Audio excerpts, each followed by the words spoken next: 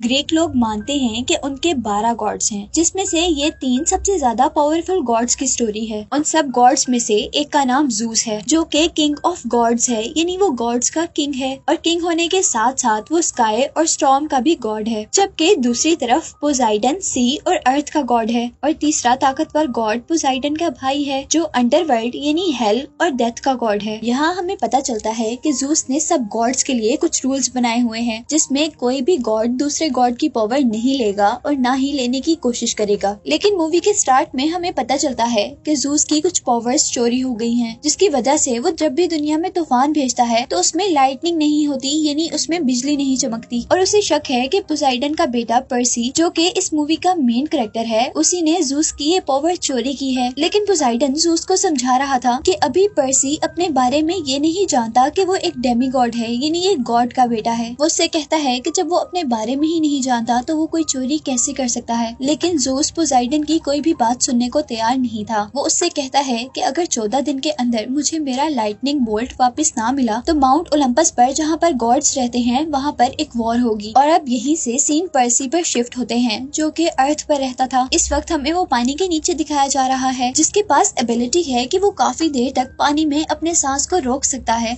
और साथ ही हमें ये भी पता चलता है कि पर्सी किसी बीमारी की वजह से इंग्लिश नहीं पढ़ सकता। अब हम पर्सी को एक ग्रीक म्यूजियम में देखते हैं, जहां उसे स्कूल की तरफ से लाया गया था। और वो ग्रीक ना जानने के बावजूद भी अपने प्रोफेसर के कहने पर बहुत आसानी से वहां पर ग्रीक पढ़ लेता है। और ये देखकर पर्सी की दूसरी टीचर काफी हैरान हुई थी और वो उसे अपने पीछे पीछे आने को कहती हैं, जहां पर वो उसे खाली रूम में ले आई थी। वहां जाने पर पर्सी बहुत ज्यादा हैरान था ये देखकर कि उसकी टीचर एक ऊंची जगह पर खड़ी हुई थी और अचानक वो एक अजीब क्रिएचर में चेंज होते हुए पर्सी पर अटैक कर देती हैं। वो पर्सी को मारते हुए उससे पूछ रही थी कि बताओ बोल्ट कहाँ है, जबकि पर्सी उस बारे में कुछ भी नहीं जानता था। और हमें पता चलता है कि इस क्रिएचर को जूस ने भेजा है, जिसका लाइटनिंग बोल्ट चोरी हो गया है। और अब जब वो क्रिएचर पर्सी को मार रही थी तो यहाँ पर पर्सी का फ्रेंड आता है, जो कि गॉड्स की तरफ से पर्सी का गार्ड था। पर्सी के उस गार्ड के साथ यहाँ पर प्रोफेसर भी आए थे और वो उससे पूछते हैं कि ये क्रिएचर तुम्हें क्या कह रही थी। और पर्सी उनको बताता है कि वो किसी बोल्ट के बारे में पूछ रही थी। और यहाँ प्रोफेसर जान गए थे कि अब पर्सी की सच्चाई लोगों के सामने आ गई है कि असल में वो डेमी गॉड है, ये नहीं वो एक गॉड का बेटा है। प्रोफेसर पर्सी के गार्ड से कहता है कि तुम पर्सी और पर्सी की मॉम को लेकर उस आइलैंड चले जाओ जो डेमी गॉड्स के लिए है। और अब वो गार्ड ऐसा ही करता है। और रास्ते में हम देखते हैं कि पर्सी की मॉम कार ड्राइव कर रही थी, जबकि उनकी कार के सामने एक क्रिएचर आने की वजह से उनकी कार आउट ऑफ कंट्रोल हो गई थी। उनकी कार का एक्सीडेंट हो जाता है और उनकी कार उलट जाती है, जिसमें से अब उनका बाहर निकलना मुश्किल हो रहा था। और तब पर्सी का गार्ड अपनी निचली बॉडी को एक एनिमल की बॉडी में चेंज करते हुए अपने फुट से कार की विंडोज तोड़कर वो लोग बाहर निकलते हैं। और अब वो लोग भागकर उस कैंप में आ जाते हैं, जो कई डेमी गॉड्स के लिए बनाया गया था। वहाँ आने पर पर्सी और उसका गार्ड तो इसीलिए उसके अंदर चले गए थे, लेकिन पर्सी की मॉम, जो कि एक इंसान थी, उनको उस कैंप के बाहर एक इनविजिबल शील्ड ने आने से रोक दिया था। पर्सी की मॉम उसके अंदर तो नहीं आ सकी थी, लेकिन बाहर से एक मॉन्स्टर ने उनको पकड़ लिया था। और अब अपनी मॉम को बचाने के लिए पर्सी और उसका गार्ड लड़ने का डिसाइड करते हैं। और अब पर्सी अपने प्रोफेसर का दिया हुआ एक पेन निकालता है, जिसको क्लिक करने पर वो स्वॉर्ड में चेंज हो गया था। लेकिन उसी दौरान उस मॉन्स्टर ने पर्सी की मॉम को जलाकर राख कर दिया था, जिसे देखकर पर्सी को बहुत ज्यादा गुस्सा आता है और वो अपनी तलवार से उस पर वार करता है। लेकिन वो मॉन्स्टर बहुत बड़ा था और वो एक ही वार में पर्सी को दूर फेंक देता है और खुद दोबारा उस पर अटैक करने के लिए टक्कर मारने वाले अंदाज में उसके करीब आता है। लेकिन पर्सी जल्दी से नीचे हो जाता है, जबकि ड्रैगन का एक हॉर्न ट्री के अंदर फंसकर टूट गया था। और इसी चीज का फायदा उठाते हुए पर्सी उसी ड्रैगन का हॉर्न निकाल कर ही उसे मार देता है। और ये सब करने के बाद पर्सी अब बेहोश हो चुका था और पर्सी की आंख खुलने पर वो अपने आप को कैंप के अंदर पाता है। और पर्सी का गॉड पर्सी को इस कैंप का टूर करने के लिए ले जाता है, जहां उसे बताया जाता है कि वो पोसाइडन का बेटा है, जबकि ग्रूवर उसका सिर्फ दोस्त नहीं है बल्कि उसका गार्ड भी है, जैसा कि मैंने आपको पहले बताया था। यहाँ पर उसकी मुलाकात अपने प्रोफेसर से भी होती है, जिसने उसे पेन दिया था। और पर्सी को पता चलता है कि वो एक चायरॉन है, यानी उनकी ऊपर वाली बॉडी बिल्कुल इंसानों जैसी है और नीचे से वो एक हॉर्स है। अब वो चायरॉन प्रोफेसर जो कि इस कैंप के एक तरह के कैप्टन हैं, वो सभी डेमीगॉड से कहते हैं कि हमें पर्सी का वेलकम करना है और उसके वेलकम के लिए पहले कुछ गेम्स प्लान की जाती हैं, जहां एक गेम के लिए 2 टीम्स बनाई गई थी। एक रेड टीम थी और एक ब्लू टीम। रेड टीम को डेमीगॉडेस एनाबेथ लीड कर रही थी, जबकि दूसरी टीम को एक डेमीगॉड ल्यूक लीड कर रहा था, जिसमें पर्सी भी शामिल हो गया था। वो लोग स्वॉर्ड से लड़ रहे थे, जो कि पर्सी को बिल्कुल भी चलानी नहीं आती थी, इसीलिए पर्सी हार रहा था। और ल्यूक यहाँ पर उससे कहता है कि इस गेम में वो जीतेगा जो दूसरी टीम का फ्लैग लेकर आएगा। और ल्यूक अब सारे गार्ड्स को लड़के रोकना शुरू करता है और वो पर्सी को फ्लैग लाने का काम कहता है, लेकिन फ्लैग के पास पर्सी का सामना एनाबेथ से होता है, जिसने उससे लड़ना शुरू कर दिया था। लेकिन पर्सी को बिल्कुल भी लड़ना नहीं आ रहा था, इसीलिए वो बहुत ज्यादा जख्मी हो जाता है। और अब पर्सी को अपने फादर पोसाइडन की आवाज आती है, जो उसे कह रहे थे कि तुम पानी में हाथ लगाओ। और क्योंकि पोसाइडन सी गॉड था, इसीलिए पानी ने पोसाइडन के बेटे को ठीक करने के साथ साथ उसे बहुत सी पावर भी दी थी, जिसकी हेल्प से वो बहुत आसानी से अब अपनी ओपोनेंट टीम से लड़ने लग जाता है। और उनको हराने के बाद अब वो एनाबेथ को भी हराकर वो फ्लैग ले लेता है और इस तरह ब्लू टीम यानी पर्सी और ल्यूक की टीम जीत जाती है। और उसके जीतने पर अब प्रोफेसर एक पार्टी रखते हैं। सब लोग कैंप में पार्टी एंजॉय कर रहे थे और उस कैंप में जो उन्होंने आग लगाई हुई थी, उस आग में से अचानक हल्का गॉड अपेयर होता है। और इन गॉड के बारे में मैंने आपको पहले भी बताया था कि वो पोसाइडन के भाई थे,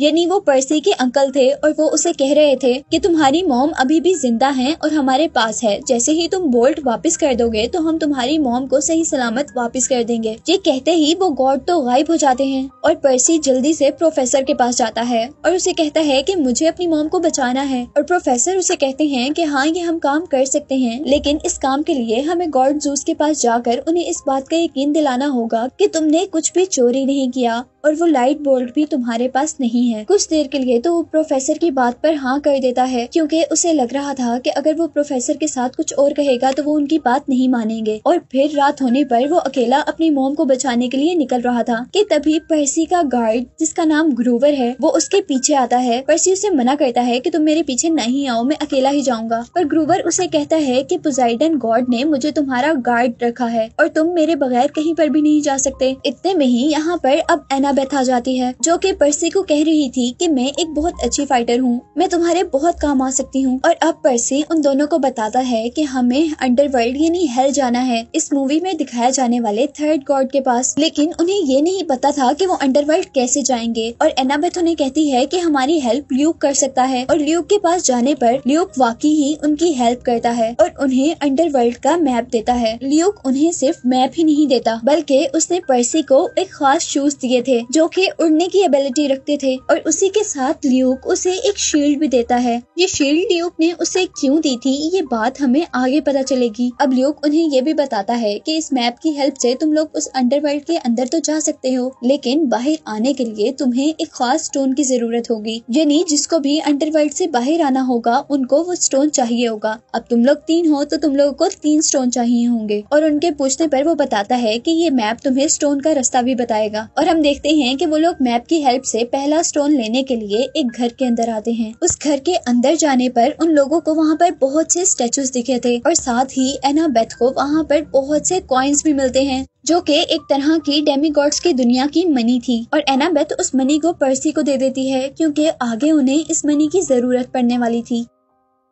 और उसी दौरान अब एनाबेथ को एक औरत मिलती है जो उसे बहुत रोते हुए बता रही थी कि उसके हस्बैंड को किसी ने स्टैचू बना दिया है। और यहीं दूसरी तरफ हम देखते हैं कि ग्रूवर जैसे ही स्टैचूज को देख रहा था तो उसे ये बात समझ आई थी कि ये स्टैचू असल में इंसान है और वो एक स्नेक के सर वाली लड़की के असर के अंदर है, जो कि किसी की भी आंखों में देखकर उसे स्टैचू बना देती है। और अब हम देखते हैं कि ग्रूवर ये सारी बात पर्सी को बताता है, जबकि दूसरी तरफ वो लेडी एनाबेथ के पास आ गई थी और वो उसे बता रही थी कि मुझ पर ये चीज कर्स है और ये कर्स मुझे तुम्हारी मॉम ने ही दिया है, जो कि एक गॉड है। वो औरत एनाबेथ को भी स्टैचू बनाना चाह रही थी, लेकिन एनाबेथ आंखें ही नहीं खोलती, जबकि उसके पास खड़ी हुई औरत के आंखों में देखने पर वो उसे स्टैचू बना देती है। और अब यहाँ पर हम पर्सी को देखते हैं, जिसने उस स्नेक लेडी को डिस्ट्रैक्ट कर लिया था और उसका ध्यान एनाबेथ से हट गया था। और अब वो लेडी पर्सी को ही पकड़ लेती है, जिसकी हेल्प करने के लिए अब वर और एनाबेथ दोनों वहाँ पर कार लेकर आते हैं और उन्हें कार से हिट करते हैं और मौका मिलते ही पर्सी अपनी पेन को सॉर्ड में चेंज करते हुए उस स्नेक लेडी को मार देता है और उसका सर काट कर अपने पास रख लेता है। और हम देखते हैं कि उसको मारते ही अब पहला स्टोन उन्हें उस लेडी के हाथ पर मिला था, जिसको लेने के बाद अब वो लोग दूसरे स्टोन की तरफ बढ़ रहे थे जो कि एक म्यूजियम में था। म्यूजियम में जाने पर वो लोग देखते हैं कि वो स्टोन एनाबेथ की मॉम के स्टैचू के अंदर है और उस म्यूजियम में उस स्टैचू के पास बहुत ज्यादा सिक्योरिटी है, इसीलिए अब वो डिसाइड करते हैं कि वो रात को आकर यहाँ से स्टोन ले लेंगे। और वो लोग ऐसा ही करते हैं। रात में वो लोग यहाँ पर आते हैं और एनाबेथ अपनी फाइटिंग पावर का यूज करते हुए वहाँ पर सारे गार्ड्स को बेहोश कर देती है, जबकि पर्सी ल्यूक के दिए हुए मैजिकल स्नीकर्स पहनकर उस स्टैचू के ऊपर चढ़ता है और दूसरा स्टोन भी ले लेता है। लेकिन उसके स्टोन लेते ही यहाँ पर 5 आदमी आए थे जो आपस में मिलकर उनके सामने ही एक वाटर क्रिएचर हाइड्रा के अंदर चेंज हो गए थे, जिस क्रिएचर के 5 सर थे। जिस तरह वो 5 आदमी थे और जैसे ही वो क्रिएचर पर्सी पर अटैक करती है तो पर्सी के हाथ से वो स्टोन नीचे गिर जाता है। और क्योंकि पर्सी साइड पर छुपा हुआ था और स्टोन दूसरी तरफ गिरा था, इसीलिए अब उसे स्टोन को लेने के लिए उन क्रिएचर्स के सामने से गुजरना था। और पर्सी अब उनसे लड़ते हुए आगे बढ़ता है और उस क्रिएचर के 5 सरों में से एक सर काट देता है। लेकिन एनाबेथ उसे कहती है कि ये तुमने बहुत गलत किया, क्योंकि अब उसकी एक सर की जगह 2 और नए सर निकल आएंगे। और वाकई ही ऐसा हो भी गया था और साथ ही पर्सी को अपना स्टोन भी मिल गया था, जिसे वो उठा लेता है। और अब वो तीनों उस क्रिएचर के मुंह से निकलने वाली आग से बचते हुए गेट तक तो पहुंच गए थे, लेकिन उन क्रिएचर्स ने अपनी पावर से उस गेट को खुलने नहीं दिया था। जिस पर अब पर्सी का गार्ड ग्रूवर बहुत ही होशियारी से उस स्नेक वाली लेडी का सर जो उन्होंने काट कर अपने पास रख लिया था वो उन क्रिएचर्स के आगे कर देता है, जिससे वो सब लोग स्टैचू बन जाते हैं और वो लोग आराम से वहाँ से बाहर आ जाते हैं। अब उनके पास 2 स्टोन हो चुके थे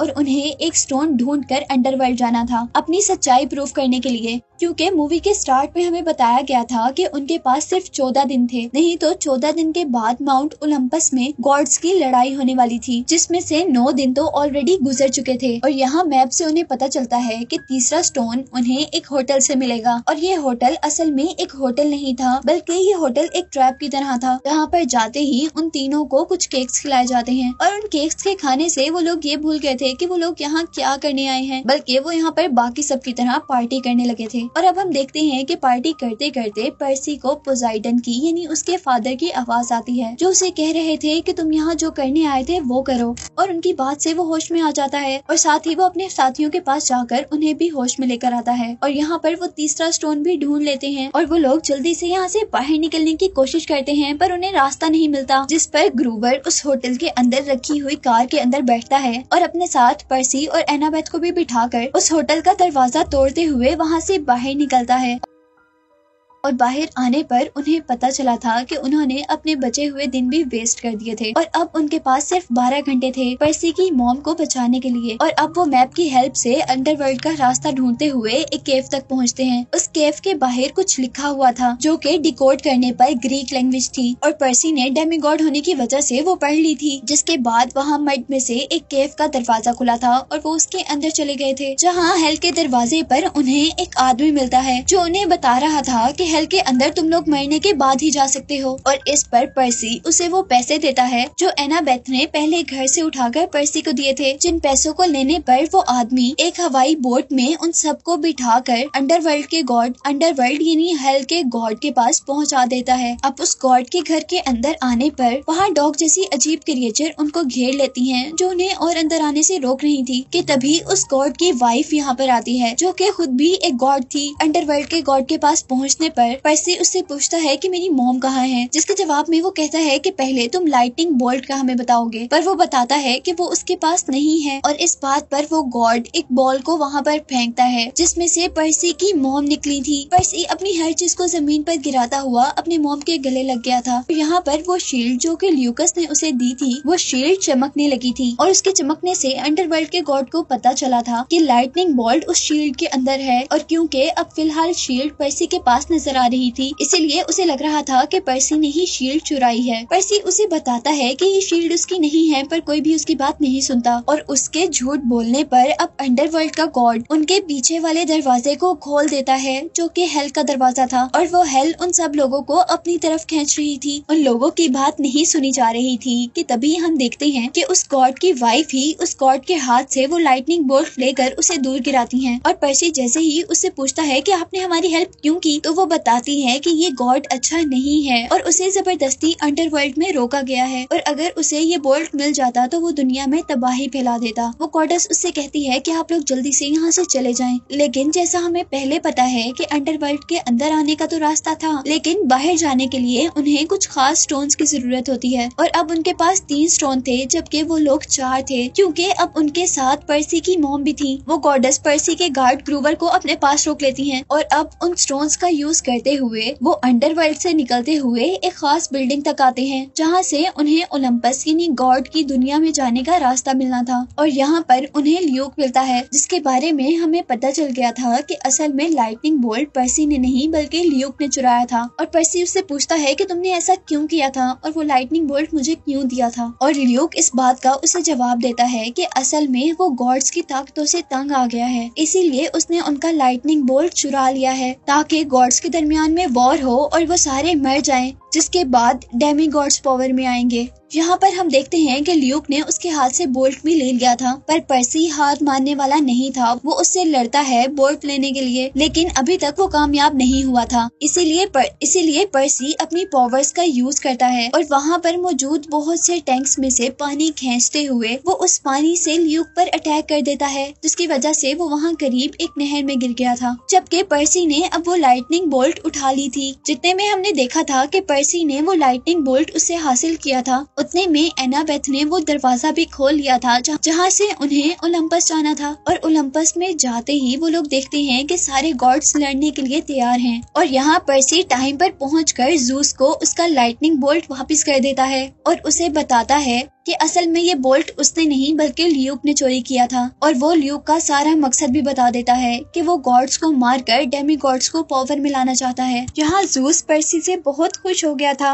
और उनके दरमियान में लड़ाई खत्म हो गई थी। और जैसे ही पोसाइडन अब उससे मिलने के लिए आया था, तो यहाँ हम देखते हैं कि पर्सी अपने फादर से नाराज है, क्योंकि उसके फादर कभी भी उसके साथ नहीं रहे थे। और यहाँ पोसाइडन उससे अकेले में मिलता है और उसे बताता है कि हम गॉड्स के भी कुछ रूल्स हैं, जिसके अकॉर्डिंग हम अपने बच्चों के साथ नहीं रह सकते, पर तुम हमेशा मेरे साथ मेरे दिल में रहते हो। ये बात सुनकर पर्सी भी अपने डैड की बात मान लेता है।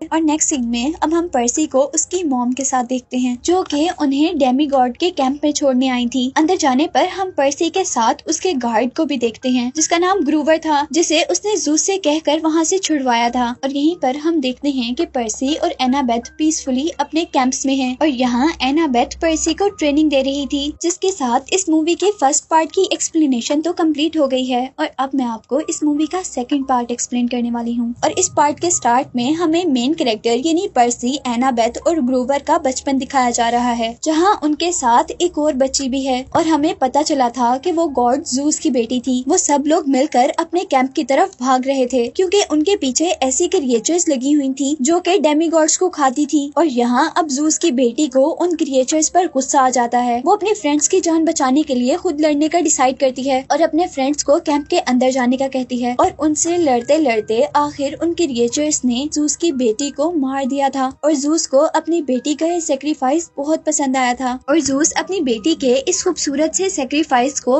राइगा जाने नहीं दे सकता था, इसीलिए वो अपनी बेटी को एक ट्री में चेंज कर देता है, जो ट्री उनके पूरे कैंप पर शील्ड बनाती है, जिस ट्री की वजह से कभी भी साइक्लॉप्स उनके कैंप्स के अंदर नहीं आ सकते थे। और इसी के साथ सीन कट हो जाता है और मूवी में काफी साल गुजर जाते हैं, जहाँ पर सब लोग बड़े हो गए हैं और वो लोग यहाँ पर कुछ गेम्स खेल रहे हैं। और अब यहाँ पर हमें मूवी में एक और कैरेक्टर को दिखाया जाता है, जिसका नाम क्लैरा है। और क्लैरा वॉर गॉड की बेटी है, जो कि इस वक्त पर्सी के साथ गेम खेल रही थी। और क्योंकि वो वॉर गॉड की बेटी थी, इसीलिए उसके अंदर बहुत ज्यादा पावर्स थी, जिन पावर्स का यूज करते हुए उसने पर्सी को हरा दिया था। और नेक्स्ट सीन में हम देखते हैं कि पर्सी को प्रोफेसर ने बुलाया था, जो कि एक चायरॉन थे, यानी ऊपर से तो पूरे इंसान थे और पीछे से एक हॉर्स की तरह यहाँ थे, जैसा मैंने आपको इस एक्सप्लेनेशन के स्टार्ट में बताया था। और उनके पास जाने पर पर्सी को पता चलता है कि उस दुनिया में वो अकेला नहीं है, बल्कि पोसाइडन का एक और भी बेटा है, यानी उसका एक और भाई भी है, जो कि एक साइक्लोप है जिसकी एक आंख होती है। उस साइक्लोप का नाम टाइसन था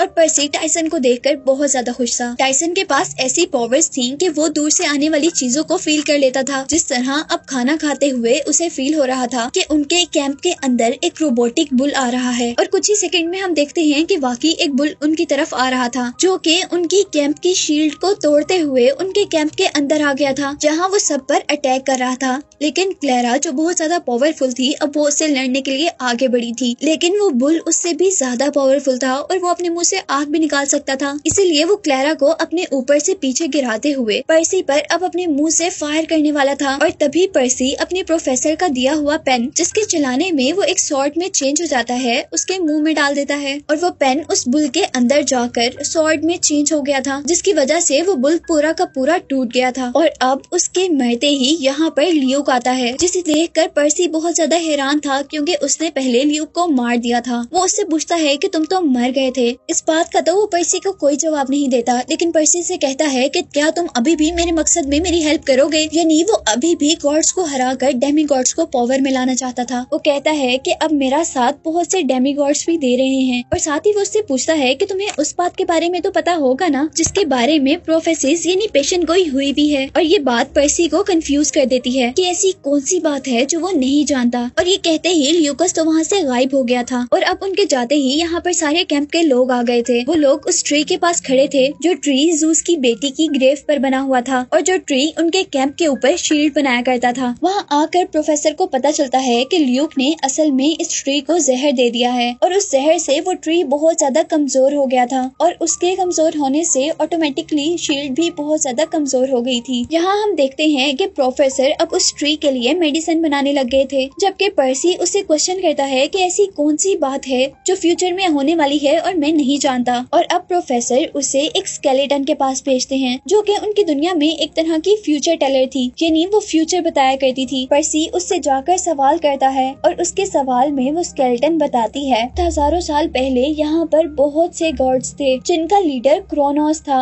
जो कि सबसे बड़ा था, लेकिन वो बहुत जालिम गॉड था। इवन वो इतना जालिम था कि वो अपने बच्चों को भी खा लिया करता था और उसके जुल्म से तंग आकर अब उसी के बच्चों ने उसी को मारने का डिसाइड किया था। और उसके बच्चों के बारे में हमें पता चलता है कि उसके बच्चे वही 3 पावरफुल गॉड्स हैं, जिनके बारे में हमें मूवी के स्टार्ट में बताया गया था, यानी ज़ूस, पोसाइडन और पोसाइडन का भाई, जो कि अंडरवर्ल्ड का गॉड है। और उन तीनों ने मिलकर एक खास सोर्ड से उसे मार दिया था, जिसके बाद सिर्फ 12 गॉड्स इस दुनिया पर राज किया करते थे। और अब वो कहती है कि वो बात जो तुम पूछ रहे हो वो ये है कि क्रोनोस अब दोबारा वापस आएगा, जो ओलंपस यानी गॉड्स की दुनिया और दूसरी दुनिया से अपना बदला लेगा, जिसे अब ओलंपस में रहने वाले गॉड्स के बच्चे मारेंगे। लेकिन क्रोनोस को मारने से पहले उन गॉड्स के बच्चों यानी डेमी गॉड्स को आपस में भी लड़ना पड़ेगा। और वो कहती है कि जो जीत जाएगा वही क्रोनोस को हराएगा, और अगर वो डेमी गॉड अच्छा हुआ तो क्रोनोस को हराने के बाद वो इस दुनिया को आबाद कर देगा, लेकिन अगर वो डेमी गॉड बुरा हुआ तो क्रोनोस को हराने के बाद वो इस दुनिया को बर्बाद कर देगा। ये बात सुनकर पर्सी 1 मिनट के लिए डर गया था, क्योंकि उसे लग रहा था कि अब उसे ल्यूक से लड़ना पड़ेगा। और उसे साथ ही साथ ये भी पता चलता है कि उन बातों से शायद ल्यूक पर्सी को लड़ने की ही धमकी दे रहा था। और दूसरी तरफ अब हम एनाबेथ और ग्रूवर को देखते हैं, जो कि प्रोफेसर के पास जूस की बेटी को ठीक करने का एक तरीका ढूंढ कर लाए थे। वह उन्हें एक फ्लीस दिखाते हैं, जिसको जैसे ही वो उस ट्री के ऊपर डालेंगे तो जूस बिल्कुल ठीक हो जाएगी और उनकी सिक्योरिटी शील्ड भी दोबारा पहले की तरह पावरफुल हो जाएगी, जिसमें हर डेमी गॉड सेफ रहेगा। और इस बात पर उनके कैंप के लीडर उन्हें कहते हैं कि इस चादर के बारे में मैं भी जानता था, लेकिन ये चादर सी के अंदर बरमूडा ट्रायंगल के दरमियान में है और इसे निकालना खतरे से खाली नहीं होगा। और यहाँ पर किसी न किसी तरह एनाबेथ उसे मना लेती है। वो लोग रात में सभी डेमी गॉड्स को इकट्ठा करते हैं और उनके सामने वो एनाबेथ का नाम नहीं लेते, बल्कि एनाबेथ की हुई रिसर्च को अपने नाम से पेश करते हुए बताते हैं कि उन्होंने डेमी गॉड्स की सिक्योरिटी शील्ड को बेहतर बनाने के लिए एक तरीका ढूंढ लिया है, जिसके लिए उन्हें एक चादर की जरूरत है जो कि हमें बरमूडा ट्रायंगल के पास से लेकर आनी है। और वो सबको बता रहे थे कि उस चादर की प्रोटेक्शन एक साइक्लॉप करता है और हमें उस साइक्लॉप से वो चादर लेकर आनी है। जहाँ हमें बताया जा रहा था कि साइक्लॉप ऐसे क्रिएचर्स को खाते थे जो कि डेमीगॉड्स की हिफाजत किया करते थे, जिस तरह ग्रूवर। और अब वो साइक्लॉप से लड़ने के लिए वॉर गॉड की बेटी क्लैरा को चुनते हैं और उसी के साथ ग्रूवर के तरह के एक और आदमी को, जिनको साइक्लॉप खाया करते हैं, और वो आदमी एज अ ट्रैप उनके साथ जाएगा। क्लैरा का नाम सुनकर एनाबेथ का चेहरा 1 मिनट के लिए उतर जाता है, लेकिन ग्रूवर यहाँ पर बहुत ज्यादा खुश था कि वो बच गया, क्योंकि वर्स्ट कंडीशन में ऐसा भी हो सकता था कि साइक्लॉप उसे ही खा लेता। और अब असल में उनके ट्राइब की तरफ से तो क्लैरा और दूसरे आदमी को वो चादर लेने के लिए भेजा जा रहा था।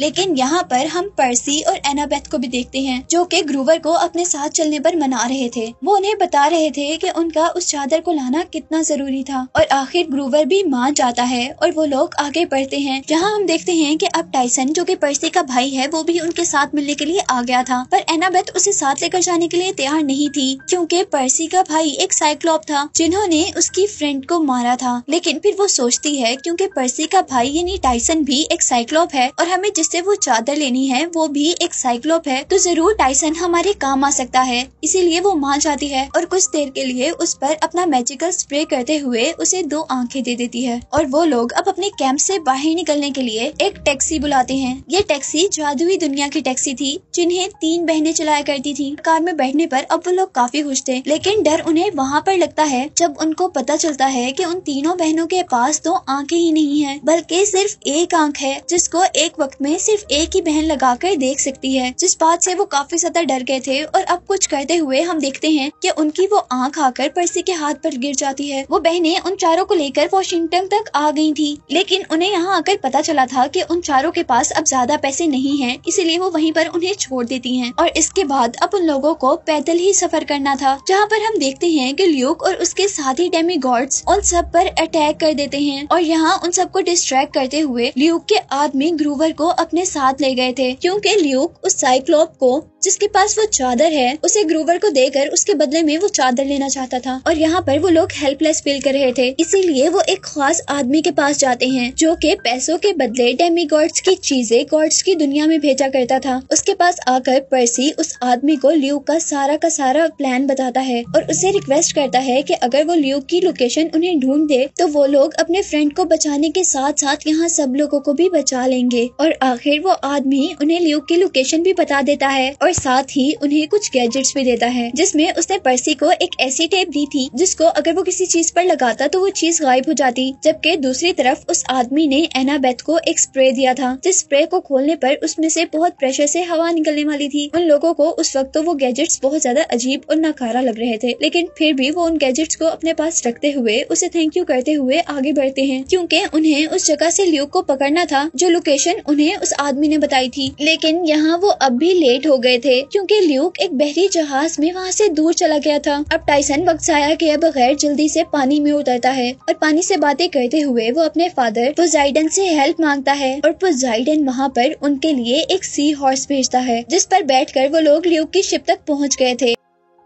और उनके बोट पर आने पर अब ल्यूक की एक रखी हुई क्रिएचर वेयरवुल्फ को उनके आने का पता चल गया था और यहाँ वो उन पर अटैक करने के लिए उनके पीछे पड़ गया था, जिससे बचते बचाते वो लोग भागते हुए गलत जगह पर आ गए थे, क्योंकि अब उनके सामने वहाँ ल्यूक था। और यहाँ पर अब पर्सी ल्यूक से ग्रूवर के बारे में क्वेश्चन करता है, जिस पर ल्यूक उसे कहता है कि उसे तो जहाँ होना चाहिए था वो तो वहीं पर है, यानी ल्यूक ने उसे उस साइक्लॉप के हवाले कर दिया था। और उसके बाद वो कहता है कि अब तो मेरे साथी उस साइक्लॉप से ग्रूवर के बदले में वो चादर लाने ही वाले होंगे। और अब ल्यूक उन्हें एक कॉफिन दिखाता है जिसके अंदर सबसे बड़े गॉड क्रोनस के टुकड़े थे और उसे ल्यूक उस चादर के बदले जिंदा करने वाला था। और ये बताने के बाद ल्यूक अब अपने साथियों को ऑर्डर देता है कि इन सब को जेल में बंद कर दिया जाए। जहाँ पर बैठे हुए उन तीनों के दिमाग में और कोई ख्याल नहीं था, सिर्फ ये था कि वो बाहर कैसे निकलेंगे। और यहाँ पर पर्सी को उस आदमी का दिया हुआ गैजेट याद आता है जो उसे नकारा लग रहा था। उसको याद आता है कि उस टेप के लगाने लगाने से हर चीज गायब हो जाएगी और वो सोचता है कि अगर वो इस जेल पर टेप लगा दे तो ये सलाखें भी गायब हो जाएंगी। और तभी वो नोटिस करता है कि उनका बैग तो जेल के बाहर है, लेकिन कम से कम उनकी आंखों के सामने था। और मसला अब ये था कि वो उस बैग को अपने करीब कैसे लाएंगे, जिस पर पर्सी को एक आइडिया आता है और वो अपनी पावर्स का यूज करते हुए बाहर समुद्र में एक तूफान ले आता है। उस तूफान की वजह से शिप हिलने लगती है और जैसे ही पर्सी का बैग गिरकर उनके करीब पहुंचता है तो बहुत तेजी से एनाबेथ उस बैग को पकड़ लेती है और वो लोग दरवाजे पर टेप लगाते हुए दरवाजे को गायब करके वहाँ से बाहर निकलते हैं। और उन लोग का प्लान था कि वो लोग यहाँ से एक छोटी बोट की हेल्प से अपनी डेस्टिनी तक पहुँचेंगे, पर यहाँ पर लूक के आदमी उसे दोबारा देख लेते हैं और पर्सी अब एक स्कीम बनाता है। वो एनाबेथ और टाइसन को उतरकर वहाँ से छोटी बोट में जाने को कहता है, जबकि खुद वो ल्यूक के लोगों से लड़ने लगा था। और साथ ही उसने एनाबेथ और टाइसन की बोट के आगे पानी की दीवार बनाते हुए उनको ल्यूक के लोगों से प्रोटेक्ट भी किया हुआ था। और यहीं पर हम देखते हैं कि एनाबेथ भी वो स्प्रे निकालती है जो उसे उस आदमी ने दिया था। उस स्प्रे की हेल्प से वो अपने करीब हवा का प्रेशर तेज कर लेती है, जिससे उनकी छोटी बोट भी तेजी से आगे मूव हो रही थी। पर्सी जैसे ही देखता है कि वो लोग आगे मूव कर गए हैं तो वो भी पानी की एक वेव को ऊपर उठाते हुए उनके करीब बढ़ना शुरू कर देता है। पर यहाँ उसी वेव पर जिस पर पर्सी खड़ा हुआ था, ल्यूक भी उसके ऊपर ही खड़ा हो गया था और पर्सी अपने पावर्स का यूज करते हुए उसे पानी की हेल्प से ही दूर फेंक देता है और खुद उस छोटी बोट तक आ जाता है। और अब हम देखते हैं कि आगे जाने पर वो लोग बरमूडा ट्रायंगल के अंदर थे और उन्हें इर्द गिर्द से शार्क्स ने घेर लिया था। और कुछ ही देर में उनको रियलाइज हुआ था कि असल में ये शार्क्स नहीं है, बल्कि ये तो एक बहुत बड़ा मॉन्स्टर है। और ये जो बरमूडा ट्रायंगल है ये उस मॉन्स्टर का पेट है, जिसके अंदर जाने पर हम क्लैरी को भी देखते हैं जो उनसे पहले वो चादर लेने के लिए यहाँ पर आई थी, पर वो भी इस बरमूडा ट्रायंगल के अंदर अपनी पूरी की पूरी शिप के साथ फंस गई थी। पर्सी अब जैसे ही उसकी शिप को देखता है तो उसे पता चलता है कि उसकी शिप एक वॉर शिप है और वो उसे कहता है कि हम इस शिप के फंक्शंस को यूज करते हुए इस क्रिएचर के पेट को फाड़ देंगे और फिर यहाँ से बाहर निकल जाएंगे। और फिर वो लोग ऐसा ही करते हैं। वो लोग उस शिप में मौजूद कैनन से उस ड्रैगन पर अटैक करते हैं और उसका पेट फाड़ते हुए वहाँ से बाहर निकल आते हैं। वहाँ से बाहर निकलने पर अब पर्सी को अपनी पावर्स की हेल्प से समुद्र पर कुछ लिखा हुआ नजर आया था, जिससे उसे उस आइलैंड का पता चल गया था जहाँ पर चादर थी। और फिर आखिर वो लोग आइलैंड पर पहुँच ही जाते हैं, जहाँ जाने पर वो रियलाइज करते हैं कि जैसे ये एक जो आइलैंड है जो कि अब तबाह हो चुका है। और फिर वो लोग एक ट्रेन पर बैठकर एक केव के अंदर आ जाते हैं, जहाँ उन्हें अपना साथी ग्रोवर दिखाई दिया था जिसे ल्यूक ने यहाँ पर भेजा था। ग्रोवर बहुत ज्यादा होशियार था। उसने अपने आप को साइक्लोप से बचाने के लिए अपना हुलिया भी साइक्लोप जैसा बनाया हुआ था और अपने सर पर एक तीसरी आंख लगाई हुई थी, जिससे साइक्लोप को लग रहा था कि वो भी एक साइक्लोप है। इसीलिए उस बड़े से साइक्लोप ने ग्रोवर को खाया नहीं था, बल्कि वो उससे खाना पकाने का काम लिया करता था। और यहीं पर अब वो लोग देखते हैं कि वो चादर जिसकी तलाश में वो सब लोग यहाँ तक आए हैं वो उस बड़े साइक्लोप के शोल्डर पर है। और जैसे ही वो लोग उससे वो चादर लेने की कोशिश करते हैं तो उसे भी पता चल जाता है कि यहाँ पर डेमीगॉड्स हैं और इसीलिए वो सब पर अटैक कर देता है, जिस अटैक में टाइसन नीचे गिर जाता है। पर किसी न किसी तरह वो उसके शोल्डर से वो चादर लेकर वहाँ से बाहर निकलने की कोशिश कर रहे थे